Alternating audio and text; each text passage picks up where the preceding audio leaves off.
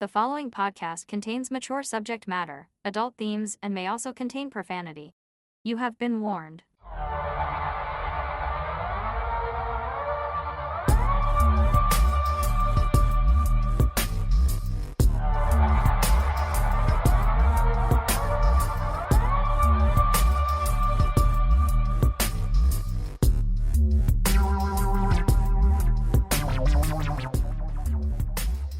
Hello there, Absurdians. Hello.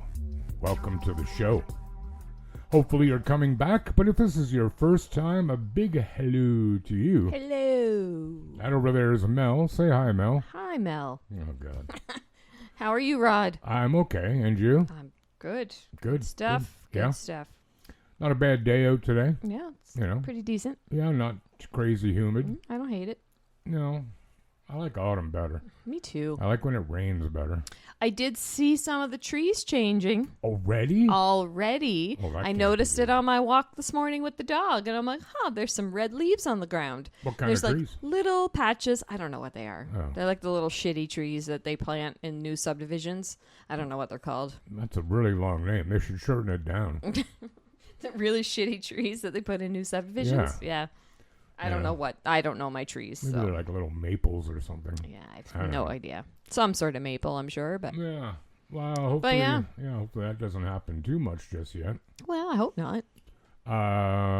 Speaking though of this time of year, I had Yes. my first locally grown corn on the weekend. Did you know? Oh God, Is it the place just outside of Elmira? negative. No. It's if you go on Northfield into Conestoga, instead of turning left to go the back way into Elmira, like if you're coming from Yes. Waterloo, Yes. go straight through. Okay. And just on the edge of town, as you're going up the hill, there's an older Mennonite farm on the right, and they have a veggie stand out. Okay. $6 for 13 years. That's pretty good. Yeah. And it was fine. It was fine. I freaking love corn on the cob. I do. I enjoy corn. But do you take it off the cob? No. Thank God. No. We I ought don't to- do that. We should send those people to a special island Mm-hmm. where they only get corn on the cob and they can't take it off. That'd be great. It would be great. Actually, I'd probably want to get sent there. Yeah, how was your weekend? Weekend was pretty good. Yeah. I hung out with my friend Christine on Saturday night. Mm. It got a little windy. Uh-huh. And just in her backyard. Yeah, It was a good night. Yeah. And yesterday I went with my friend Teresina. Mm-hmm. We went to Bayfield. Ooh, how posh. Went to Cornerfield Winery Uh-huh. and did a wine tasting. Were they good? Yeah, Yeah. it was pretty good. I've never heard of them. And we were there for a couple hours. Really cute little spot. Cool. And then we went down to Bayfield Pier Yeah. and went to the beach there and spent a couple hours there. There was a really good restaurant bar in Bayfield. I'm not even sure if it's open anymore. If you're coming in from the Grand Bend end, Yeah. you know what I mean? Yep. It would be on the right, just before the marina. You cross over a bridge Yeah. as you're coming into Bayfield, and Yeah. on the right, Down is in a- the village. No, right on the edge of town. It's right there on the road, and I'm it was not really sure. good. I think maybe last time I went through though, it wasn't open anymore. Possibly. we- I can't picture it. I've been there a couple times in the last few months. Is that so right? yeah, I like Bayfield. Yeah. It's a that's cute little nice. town. Yeah, it's Some it's good crafty. pubs. It's like a town for scrapbookers. Yeah, okay. We went to Captain Harry's for some eats. Oh, I yeah. had delicious cod tacos. They were very, very good. And Absent Landlord Good beer. That's a fantastic beer. Yeah. Is that yeah. Muskoka? No. Hang on. I don't know. Hey, Echo. Volume level 7. Hey, Echo. Who makes Absent Landlord beer? Dummy. Hey, Echo. Who makes Absent Landlord beer? From everybodywiki.com. In 2016, Cowbell started brewing its first beer, Absent Landlord. There you and a go. Okay, contract Echo. brewing facility- Echo, shut up. I mean, thank you, Echo. Hey, Echo, thank you. Anytime. Literally. Yeah, right. Cowbell. That's a fantastic beer. Yeah. I love that. Yeah, so that was pretty good. That was my day. Got Yeah. to get away and get some sunnage and Cool. yeah. What about you? Not much. Saturday during the day, I went out with my folks and we did the delicious triangle of Conestoga, where I got corn on the cob, as I've already stated. Mm-hmm. Then to Hawksville, Mm-hmm. where I got short johns, aka like cream buns, Yum. and a miniature peach pie. Okay. And then we went to Heidelberg to Stemler's, where I got some creamy Havarti cheese and some hot sopressado sausage. I love Havarti cheese. Oh, dude. So good. Didn't you bring that to the office one day?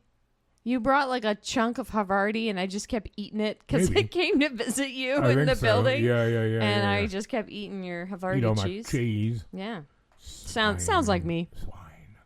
It sounds like me. Other than that, I watched, I just hung out. I've really been enjoying Yeah. just hanging out, dude. Good. Yeah. So, like, becoming a homebody, I don't know if that makes me a house martin. Wow. That's the kind of animal. Yeah. Also a band. Not to be confused with a house hippo. No. No. Okay. But checking. you know who Fat Boy Slim was? Yeah. Before he went on his own thing, he was in a band called the House Martins. Mm-hmm. But it's also an animal. Oh. Kind of like, what do you call those scary things? They're in Eastern Ontario. Yeah, I cannot remember the name of those animals. And as soon as we stop recording, I'm like, shit, that's it. Yeah, of course. But yeah, House Martin's like, I don't know, 1.5 feet long. Okay. I think. They don't really live in houses. Well, Not I to my figured. knowledge. Well, they might. I hope not. No, I hope not in mine.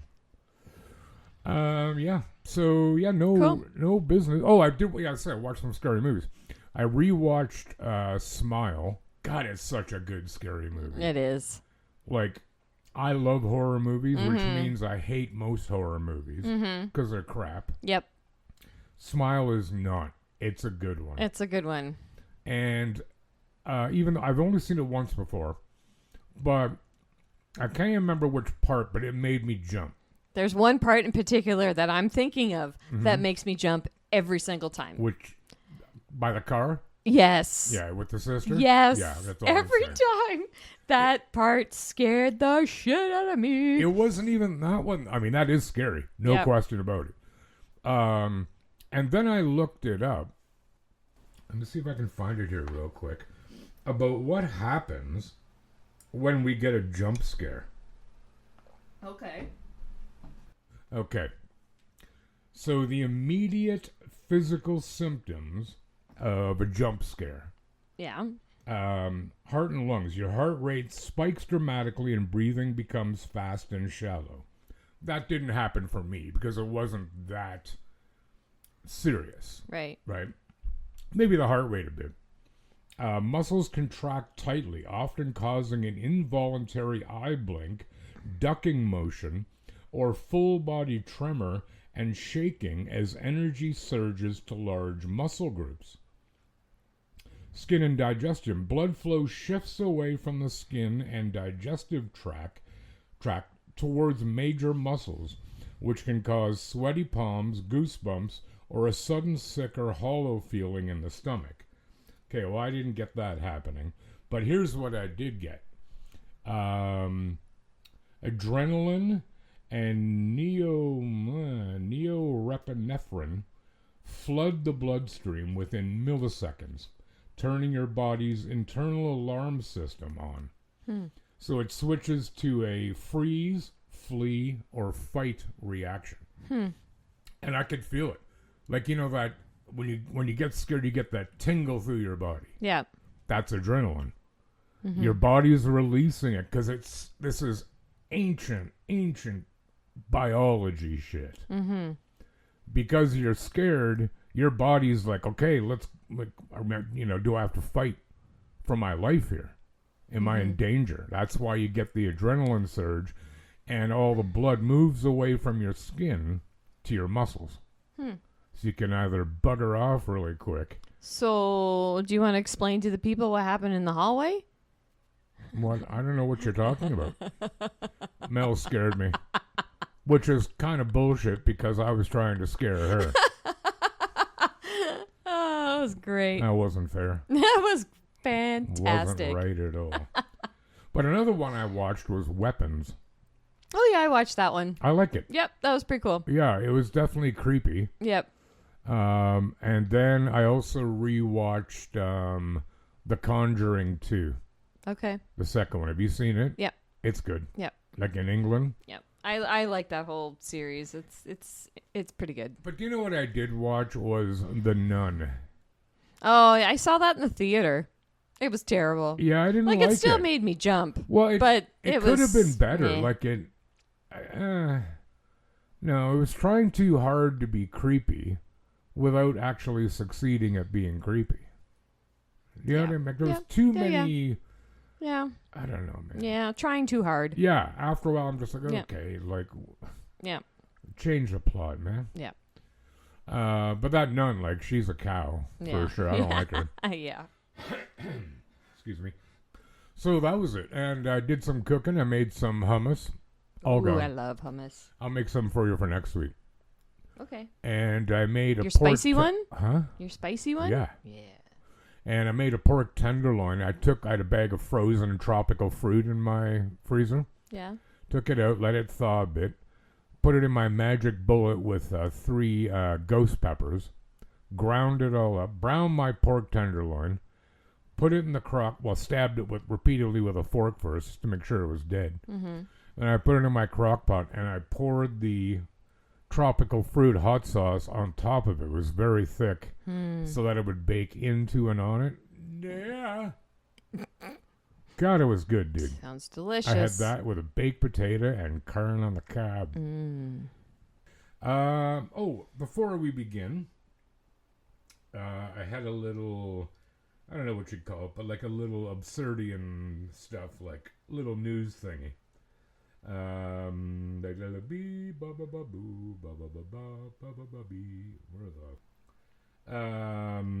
have you ever heard of the spice Old Bay? Yes. It's Yes. very good on fish, by the way. Gustav Brunn, Okay. he was the inventor of Old Bay seasoning. He escaped from Germany and worked at McCormick's. You know how they make a lot of spices. Yep. Worked at their company, who fired him once they found out he was Jewish. Okay. They later bought Old Bay from the family after his death. What a bunch of dicks. Have you ever been on a cruise? Yes. Have you? Yes. Did you like it? I did. Did you? Very much so. Wonder if you ever saw this happen. Oh, God. There was a video released of on a Carnival cruise of a passenger scratching fungus off her foot with a fork in the restaurant. Ew. In the video, viewers see a cruise passenger use the same hand to eat pizza after scratching dry, scaly areas off her foot. Yeah. And see, this is why I don't like buffets. These are the things I think of. And cruise ships, they're big on buffets, right? Like, there are some, the one that I went on anyways. Well, would you bring your own food on the cruise? Well, no. Okay. But it's either buffet or you can go to a sit-down restaurant. Yeah. But that's the kind of shit that goes through my head when I think of buffets and, like, what people do and, like, they doing gross shit like that. And then going over and taking pizza, and they're like, "Oh, actually, no, I don't want that piece. I'll actually take this piece." Yeah, that's bullshit. It grosses me out. That's a decorum issue. But I mean, there's no reward without risk. So you're not a big fan of the Mandarin. No. God, I love it. I mean, I don't hate it. I enjoy it. I've only gone a couple times because it's expensive AF. It but- is. But it's it's kind of fun to try a bunch of different foods and whatever. But Their prime rib is extraordinary. oh yeah, I'm not even kidding. Considering where it is, you'd think it'd be kind of mid, you know, as the kids probably still say. yeah. It's fantastic. Absolutely fantastic. Now I'm always hungry at this time, but now I'm really hungry. Think about prime rib. Hey, I have a story to begin. All right, let's get into it. Do you remember who Mr. T was? Yes. Pitiful. Right. Yeah. Well, we have a little story kind of about Mr. T. Okay. In a way. So, on a mild evening in 1985, two boys from the Darndale housing estate in Dublin, Ireland, slipped outside to play. Their mothers thought they'd be back within the hour. Dinner was nearly ready, and nothing about the evening suggested anything more dramatic than a football kicked around the flats. Those are apartments. If you're not, I'm down. Okay. By the time the news came on, 10-year-old Keith Bryan and 13-year-old Noel Murray weren't in Dublin anymore. They weren't even in Ireland. Within a couple of days, they'd crossed 3 borders, talked their way past airline staff twice over, and landed in New York City with no passports, no tickets, and a handful of coins nicked from a charity fountain. Oh my gosh. In other words, stolen. This is obviously written in British parlance. The boys hopped the DART train to Dunlonger. I friggin' hate Gaelic. Small enough at 10 and 13 to slip past notice, and cheeky enough to talk their way out of trouble with anyone who did find them. At the harbor, they pulled off their first real con, sneaking aboard a ferry bound for Holyhood. They could vanish into a crowd of boarding passengers without much bother. By the time the ferry pulled out of the harbor, Keith and Noel were already a long way further from home than either of them had ever been on their own. Landing in Holyhood, the boys faced a country they knew nothing about, and a total of a few coins between them. Didn't slow them down. They dodged ticket collectors, hid out in crowded carriages, trains, and somehow kept clear of guards and police all the way to London. For most kids, this would have been the end of the road. London was massive, unfamiliar, and more than a little frightening. Keith and Noel weren't finished yet. How the boys got as far as Heathrow Airport still stops people in their tracks. Airport security in 1985 was nowhere near what it is now, but it was hardly non-existent either, and the era had its own famous cases of someone beating the system entirely. Just over a decade earlier, a man calling himself D.B. Cooper had walked onto a commercial flight, extorted a ransom, and vanished mid-air, and he was never caught. That did not happen at Heathrow. That happened in the northwestern U.S. in Washington State. Have you never heard of D.B. Cooper? Oh, dude, this is a mystery, eh? It's still ongoing. Okay. I'm doing it. I'm going to do it. Okay. Not today, but I'm going to do it to spite you. Keith and Noel weren't after money, just a lucky break, and by sheer nerve, they got one. They picked a random traveler in the terminal and asked where his flight was headed. New York, he said. That was all the information they needed. When airline staff questioned the pair, they simply said their parents were already through security and waiting ahead of them. Nobody asked for tickets. Nobody asked for passports. Nobody checked their age. They were waved straight through. It's worth remembering just how strange the timing was. The flight was barely 2 months after Air India Flight 182 was bombed off the coast of Ireland, killing all 329 people aboard. A disaster that was supposed to put airport security everywhere on edge. Now, I should note that Air India flight that was blown up off the coast of Ireland, that was the worst terrorist act in Canadian history because they were almost all Canadians. Okay. So, yeah, not cool. Somehow, in the middle of the heightened alert, 2 children from Darndale strolled onto an international Air India flight with no tickets and no ID at all. Keith later put the whole thing down to luck as much as nerve. The plane was only half full, so nobody came near them once they'd found their seats. Once airborne, the adventure kept getting stranger. The boys were served a spicy Indian curry that proved far too hot for Keith's 10-year-old palate, so he gave up on dinner and turned to the in-flight entertainment instead, which happened to be the James Bond film, A View to a Kill. Great movie, by the way. You haven't seen it, have you? I have not. Disgrace. Less than 48 hours earlier, they'd been kicking a ball around Darndale. Now they were somewhere over the Atlantic watching 007 on the big reclining seats of a half-empty jumbo jet. Their run of luck held all the way to touchdown. Once inside JFK Airport, the boys spent a while just wandering the terminal before heading out to see what New York looked like from the curb. That's where it fell apart. A police officer named Kenneth White stopped the pair and asked where they were headed. They told him that they were meeting their mother in town, and when he pushed a bit harder, they admitted the truth. There was no mother, no adult, nobody but the two of them. White radioed his sergeant, Carl Harrison, and the boys were brought in for questioning. It took hours of going back and forth before officers pieced together that two unaccompanied children with thick Dublin accents, no luggage, and no papers had really had crossed the Atlantic entirely on their own. Back at the precinct, officers fed the boys chips and soda. Chips in this case meaning? Fries. Yeah. Who doesn't love fries? I love French fries. So they were feeding them chips and soda, and in a detail that would raise a few eyebrows today, let them play around with their unloaded service weapons while everything got sorted out. Because of how recent the Air India bombing had been, investigators also had to rule out something far darker before anyone could relax, checking whether the boys had any terrorist connections or were being used to smuggle something into the country. It didn't take long for that line of inquiry to go nowhere. They were exactly what they looked like. Two homesick kids who wanted to meet a television star. That's Mr. T.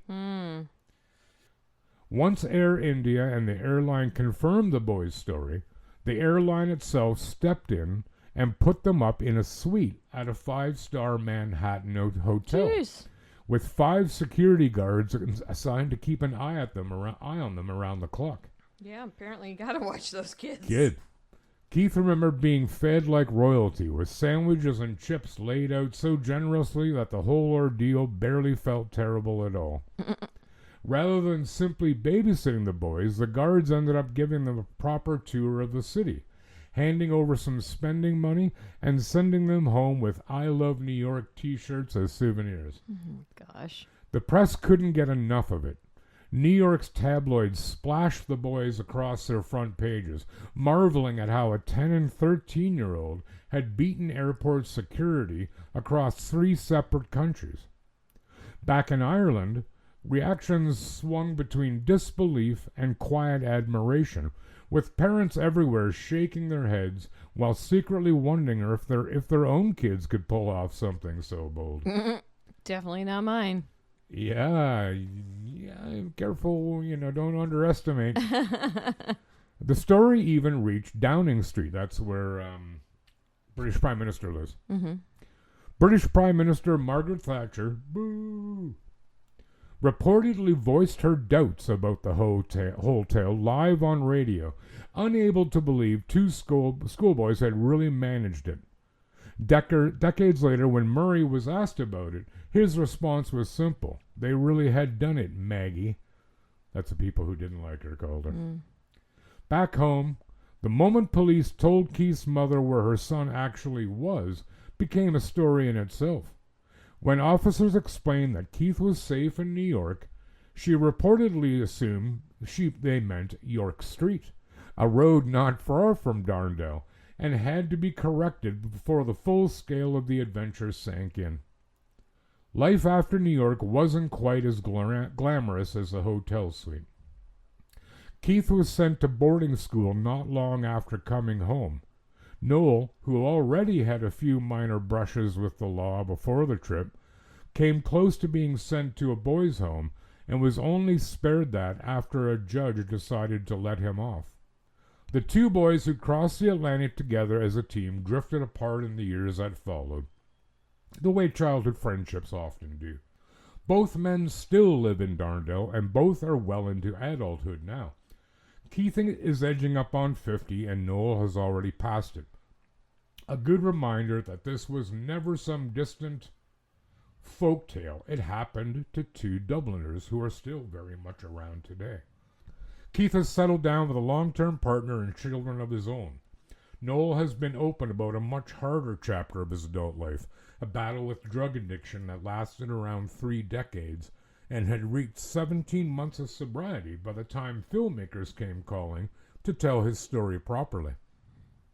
Looking back on the trip itself, he's joked that he might go back to New York again sometime, only next time he'll actually pay for the flight. So yeah, their whole thing was to see Mr. T. That's pretty amazing. Not knowing, he probably wasn't in New York. Right, but... Well, he's probably out working with the A-Team, I would imagine. Of course. You know? Where was the A-Team out of? I think they were out of L.A. Everything was out of L.A. back then. Fair. Did you ever watch the A-Team? No, that was kind of before my time. Only miles. Yeah, I did a bit, but it got kind of dumb. But yeah, what if you got a call and said, Your son is in New York City? yeah, or Tokyo. Oh, God. Bring me back something good. Yeah, no But it's kidding. interesting how the parents reacted. Like, disbelief and, could my kid do that? Would it almost become like, I wonder if my kid's smart enough to do that. You know what I mean? Mine wouldn't be. Well, you wouldn't really want them to be. Well, no. No. Sometimes I'm surprised he can even find a school. Wow. Hey, does he listen to the show? No. Okay, good. I sure hope not, anyway. Does Teresina listen to the show? I don't know, What do you mean? actually. You should find out. I should. Insist that she does. Yeah. Yeah. You got something for us? Yeah, I do. Oh, I'd love to hear it. Okay. You ready? Uh-huh. Sorry, I'm really tired, dude. Yeah, me too. When 25-year-old French socialite Blanche Monnier fell in love with an older man who had very little money to his name, her aristocratic mother, Louise, was horrified. She begged her daughter to end the relationship immediately, claiming their marriage would cast a shadow on the entire family. It was 1878. And Blanche had her heart set on marrying the older lawyer whom she loved. She finally met a man she knew would make her happy, and it didn't matter to her that he was broke. Louise forbade Blanche from seeing the man ever again, but Blanche stood her ground. Why should she end her love affair just because her mother didn't approve of the union? Valid Preach. Point. Valid point. Yep. Yeah, up yours, Mom. Yeah. The Monnier family lived in an affluent suburb in Polières. Louise lived with her 2 children, Blanche and her son Marcel, who was a law school graduate and a former administrative official. Louise's late husband, Emile, had a long, esteemed career and had been in charge of the local arts facility. Louise was also highly regarded in the community, and she'd won an award for her generous contributions to the city. Louise simply refused to let her daughter marry a man she believed was beneath her. See, that's no good. No, Like it a is big not. age gap, a woman is 19 and the dude's 53 or something. Yeah. Sure, I can get behind that. Yeah. But beneath you? Yeah, get bent. Yeah, shut up. The family had a good name that had to be upheld at all times. Please. Arguments continued for days, with both women refusing to back down. But once she realized her daughter was not going to listen to her, Louise did something shocking and unforgivable. Uh-oh. She forced Blanche into a tiny room where she was held captive for 25 years. Jeez Louise, no pun intended. Uh-huh. Yeah. At first, Louise told Blanche she would not be allowed out of the tiny attic room until she agreed to break off the relationship, and instead look for more suitable men to marry. Surely Blanche would see her mother's reasoning, come to her senses, and break up with the unsuitable man. But Blanche did not give in. Surviving on leftovers from family meals, Blanche remained in that room where she was kept prisoner. Days, weeks, and months went by. Then the years passed as Blanche literally withered away, a shadow of the woman she once was. Meanwhile, her family went on with their lives, and nobody in the circle of friends knew that Blanche was locked in the tiny prison in the family home. Louise told people that Blanche had gone away or was traveling the world. Many people assumed Blanche had moved overseas for good, and they soon stopped asking about her. What about the dude? That's a good question. Little did they know, Blanche was slowly losing her mind and was on the verge of death. As Blanche wasted away, her lover died in 1885, not knowing whatever happened to the lovely young woman he had hoped to marry. But then, in May 1901, there was a breakthrough. Police received a handwritten letter describing a horrific situation taking place in the home. The anonymous letter claimed a woman had been kept prisoner in her own home at 21 Rue de la Visitation, I guess that's the street, for 25 years. The letter read, Monsieur Attorney General, I have the honor to inform you of an exceptionally serious occurrence. I speak of a spinster who was locked up in Madame Monnier's house, half-starved and living on putrid litter for the past 25 years, in a word, in her own filth. The police were skeptical of the letter's allegations, and yet one police officer remembered that, 25 years ago, the family had been devastated when their daughter Blanche disappeared, supposedly vanishing overseas. The letter might simply be a hoax, but they decided to investigate just in case the accusation was true. What a good idea. Yeah. When police arrived, the front door was locked and nobody seemed to be home. So they forced the door open and were immediately struck by a dreadful smell. They went upstairs and found the attic door where the smell was the strongest. On entering the attic and found a small window covering by heavy curtains and a shutter. When they pushed open the shutters, the officials were horrified by what they saw. Covered by a dirty old blanket was a skeletal woman, Blanche Monnier. She was naked and laying on the straw mattress. She was terribly malnourished, weighing just 55 pounds. Ooh, wow. Louise Monnier was immediately arrested where she confessed to abducting her own daughter. Louise died in prison just 2 weeks after her arrest. Boo. She'd been ill for a long time, and the stress of seeing newspaper reporters, along with the crowds of angry people outside her home, made her illness even worse. Blanche's brother, Marcel, was also arrested and stood trial for helping his mother imprison Blanche. Although Marcel didn't live with his mother and sister, he did live across the road and spent much of his time at the family home. The people of France were horrified to read in newspapers that he had known his sister was kept prisoner and he did nothing to help her. Bastard. Marcel was sentenced to just 15 months in prison, but he was eventually acquitted on claims that his sister could have left at any time, but chose not to. To the shock of all the courtroom, Marcel was a free man. Blanche was taken to a hospital, and while she was filthy and thin, it was her mental health that it was said to be the most concern. I'm sure. Having endured so many years in isolation, she was described in the words used at the time as mad.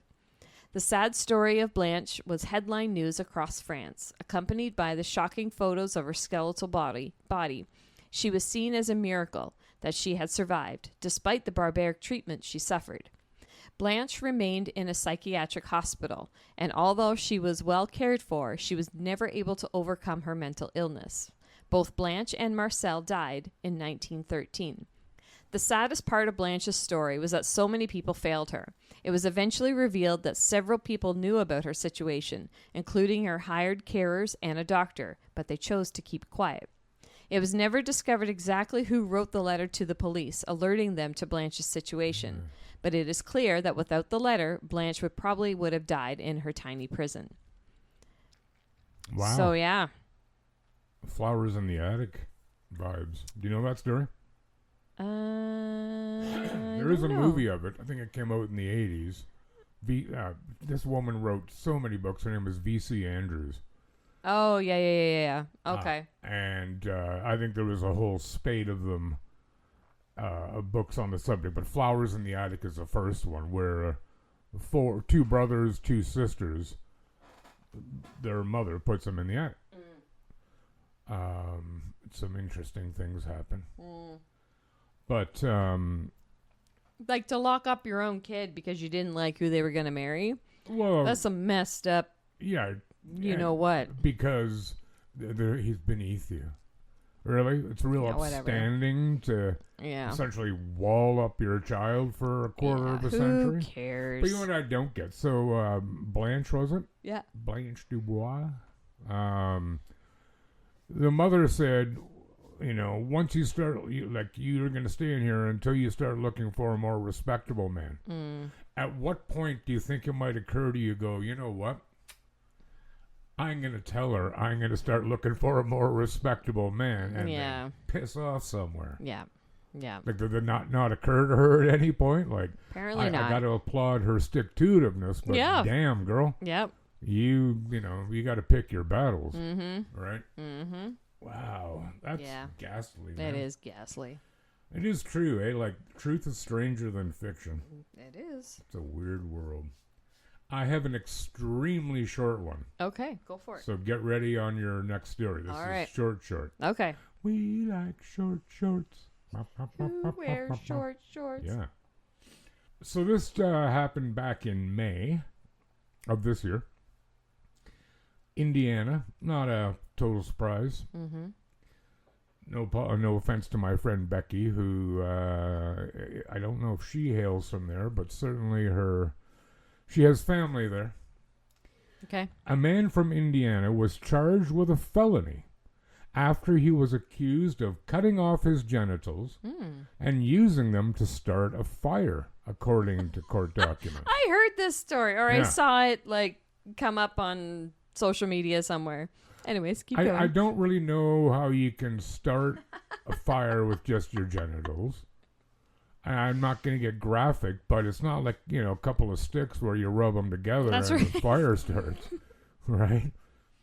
So on May 6th, a man was charged with arson after police say he cut off his penis, doused it with gasoline, and lit it on fire in the garage of his mother's house in Fort Wayne, Indiana, according to court documents. Okay. Fort Wayne, Indiana, that's where Frank Burns is from. Who the heck is that? Yeah, you don't know. You never watched MASH. While attending to the fire, the suspect's family told first responders that he was missing. Meanwhile, officers were attending to the suspect, who said he had been stabbed downtown, which technically, I guess, in a way is right, according to the affidavit. It wasn't until later, after the suspect had been taken to hospital, that he admitted to police that he had inflicted the wound on himself and started the fire in the garage. In the garage? Huh? In the garage? In the garage. Christopher Pedden, 36, was arrested and charged with arson in the case. Pedden told police he used a kitchen knife to cut off his penis while he was in the garage, before he set it on fire and left the scene. Police said they collected the remains of a red gasoline container and 4 lighters and documented a kitchen knife that was found near the scene of the fire. Pedden was being held on a $10,000 bond, according to court documents. There was no sign of the penis. Because it was burnt? I would suspect so. Why did he have 4 lighters? I don't know. I mean, never There's mind. a lot of questions in this never whole mind story. the big one. But I'm not bringing this story just because it's kind of salacious, and I'm not really trying to make fun of the guy, because clearly there's some mental illness here at play, right? Mm-hmm. And, brief step up onto my soapbox. Mm-hmm. A lot of people think more and more stuff like this is happening nowadays. It isn't. One, we hear about it more because we are as flooded with news and information. Yes. Some of it out and out lies. Yeah. This one isn't. This has happened, verified on multiple sources. Mm-hmm. But we see so much of it. Yeah. So it's like when people used to say, well, watching violent movies will make you violent. No, it won't. No. But it does desensitize you. Mm-hmm. And it does trick your brain into thinking things like that happen more often than they in fact do. Right. It's like when people are like, I would never send my kid to the park to play nowadays. Why not? Yeah. It's no more dangerous than it was when I was a kid. You were a kid. Our parents were kids. Nope. Because, as stats show, overwhelmingly, when children are abducted, it's by somebody they know. Mm-hmm. And almost always an estranged parent. Yeah. And, so by seeing all this information, our brain gets tricked a little bit into thinking, oh my God, this happens a lot. But it doesn't really. But one thing that does maybe show a bit of an increase in such incidents like this, not specifically cutting off one's penis, but mental health issues, because governments in most countries in the West stop spending money on it. Yeah. Like, Yep. if you want to check yourself into a mental institution, you maybe get in for 30 days. Right. But we don't have places to send people anymore, so they I dump know. them back on the street. They don't belong in prison, No. No. right? No. Unless they're a threat to someone. But, if they're a threat to themselves, they should be getting care. They should be getting help. Yeah. But there's not many places because we cut them. We got rid of the funding. I know. So Terrible. it is terrible. And if people are like, well, fuck them. Okay. There but for the grace of God, pal. Remember that if it's one of your kids or friends or whatever. You remember your words. Okay, I'm now going to step down off of my soapbox. Okay. It was scary up there. That was it? That was pretty high. It was pretty high. Do you got something to bring us on home? I do. I really liked your first story a lot. Yeah? Yeah, Okay, I'd never good. heard that. I'm glad. Are you really? Do you actually care at all? I do. Yeah, okay. I do. I value your opinion. Oh, bless. We're going to have a big group hug after this. No, we're not. No, there's only two of us. It's not Yeah. a group. All right, what do you got? All right. We're going to go to Vegas. Ooh. Have you been to Vegas? I have. I have, but it's like Twice. 37 years ago. Oh. I know it's a lot different. It's way more family now. Yeah. Piss on that. Yeah, gross. All right, anyway. All right. A Las Vegas woman is being accused of using online dating apps to lure at least 4 older men to meet her in person, then drugging them with sedatives and stealing hundreds of thousands of dollars Damn. in a sinister romance scheme, Whoa. according to FBI officials in Las Vegas. 3 of the men died, and Aurora Phelps, 43, has been charged in one of their deaths, authorities confirmed. Phelps, who is in custody in Mexico, faces 21 counts, including wire fraud, mail fraud, bank fraud, identity theft, kidnapping, and 1 count of kidnapping resulting in death. Mail fraud, like M-A-I-L or M-A-L-E? M-A-I-L. Oh, okay. But I guess it could be the other really, one, too. Yeah. Sue Fatimi, the acting U.S. attorney for the District of Nevada, said at a news conference on Friday. These charges can carry a sentence of up to life in prison, Good. and the FBI is working with the Department of Justice and Mexican authorities to secure her extradition. Thank you. Welcome. This is technically a romance scam, but this is a romance scam on steroids, said Spencer Evans, the special agent in charge of the FBI's Las Vegas division. We have not seen one like this in recent history that's as nefarious as sinister, Evans said. It's folks that are out looking for love that ran into something far more sinister. We believe Aurora deliberately and methodically targeted older men to drug them and steal from them. In one of her instances, an older man allegedly fell victim to Phelps when he met her on an online dating app in November 2022. They met up at a restaurant in Las Vegas, and she slipped the man medication and other substances. The man became lethargic and confused, and Phelps made purchases with his American Express credit card without his consent while he was in a drugged state. When Phelps' purchases began to decline on the card, she allegedly prompted him to authorize the purchases by speaking to American Express. Phelps, who has dual citizenship in the U.S. and Mexico, is then alleged to have kidnapped a victim by heavily sedating him and taking him across the U.S.-Mexican border in a wheelchair with her daughter present, and then to a Mexico City hotel room where he was later found dead, according to the FBI. There you go. Evans said that after Phelps incapacitated her victims, she stole their cars, withdrew money from their bank accounts, used their credit cards to purchase luxury items and gold, and tried to access Social Security and retirement accounts. God, Wow. she's greedy. She's doing all the things. Yeah. According to the indictment, Phelps met one man in July 2021 and went on lunch dates with him. In November 2021, she allegedly ordered lunch to his house and slipped him a prescription drug. While he was mostly unconscious for about 5 days, Phelps was able to gain access to his accounts and stole his iPhone, iPads, driver's license, and bank cards. Wow. She also allegedly accessed his E-Trade account and sold Apple stock worth about 3.3 million US, but she was unable to withdraw that money. Phelps has been on the FBI radar for a couple of years, according to Evans. Several of the victims' relatives called authorities when they were unable to contact their loved ones, Evans said. One woman was unable to reach her father the day after he went on a date with Phelps in Mexico, May 2022.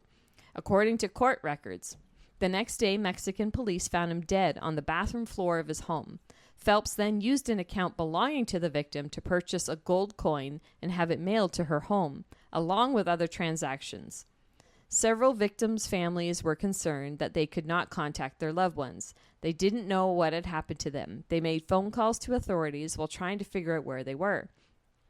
The FBI is still seeking to identify other potential victims of Phelps, who goes by the alias Aurora Flores, Aurora Valcaso, and Aurora Alvarez. It is believed that from approximately 2019 to 2022, Phelps met individuals online or exploited those she knew in order to steal their personal information. Mrs. Phelps primarily targeted elderly men. However, she was known to target all age groups as well as women. There may be other individuals who fell victim to her scams and whose trust in her may have cost them their lives. The FBI has become aware of multiple additional potential victims, male and female, both in the U.S. and Mexico, that we believe Phelps preyed upon over a period of more than 3 years.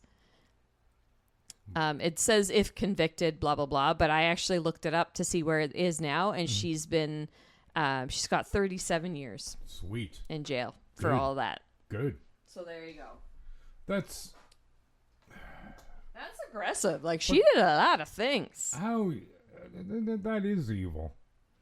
Yeah, it is evil. Yeah. It's totally evil. That's not okay. Well, Like, on many different levels. yeah, But, like just the wanton disregard for others for your Yeah. own greed. yeah. Should make a good CEO. Yeah. Well, I'm glad they busted her. I'm glad she's doing real time. Yeah. Not in jail. Prison. Yeah. Prison. Yeah, good for her. I don't like her. No. Skank. No. I just said that. Skank. Sure, that I haven't heard that word in a while. it works though. Skank. Reminds me of Cardi B. Oh, yeah. She's the one that bragged about how when she worked at a strip bar, they would roll customers. Mm, Yeah, you're a real hero. yeah. I Good can't for you. Stand her. Yeah. You know what I can't stand, though? What? Is when people don't give us 5 stars.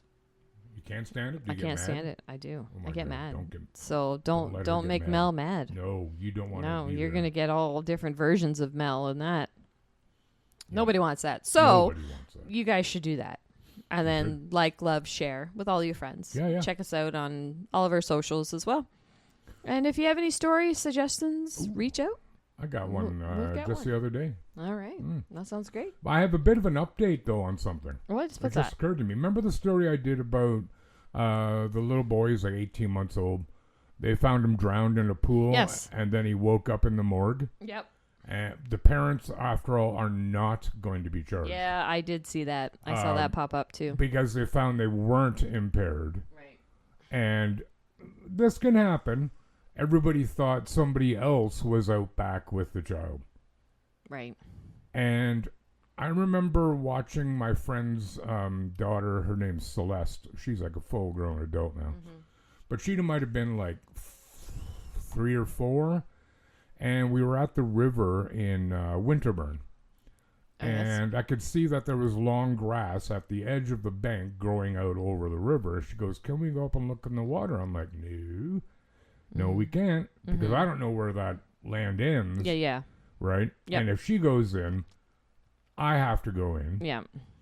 And so we were stood well back. We were stood probably like 25 feet back. Yeah. So about 7.8 meters. And all of a sudden I looked around. She wasn't there. I'm like, oh my God. And I like instantly panicked. Oh, and of course. Like 3 seconds later, I turn around and she's behind me. Yeah. And I'm like, oh God. I know. You know? Scary. So it can happen. Yep. You know. Yep, for sure. It isn't always a question of fault, Kids are sneaky. 18 months, not very. Well, they Yeah. can walk, Oh, yeah. and they're quiet. They're little. They're toddlers. Yep. They can toddle. They can toddle. But, yeah, so I was actually kind of glad to see that they weren't being charged, because Yep. surely they'd been through enough. Of course. And I still hope that they Yeah. sue the nuts off the stupid doctor Yes. who pronounced him dead when he wasn't. Yeah. Loser. Mm-hmm. But yeah, that's it. That's it. Like she said, follow us on our socials, Instagram, Facebook, TikTok if you want. We're now on Threads. Okay. I haven't got very involved in that yet. All right. Still trying to figure it out. I don't know much about it, so. Anyways. But yeah, please do Cool. all those things. And thanks for stopping by. And Yes. hopefully you'll come by again next week. Faux show. Well, until then, you guys take care of yourselves and one another, please. Bye. Auf Bye. Bye. Bye. Wiedersehen. Bye.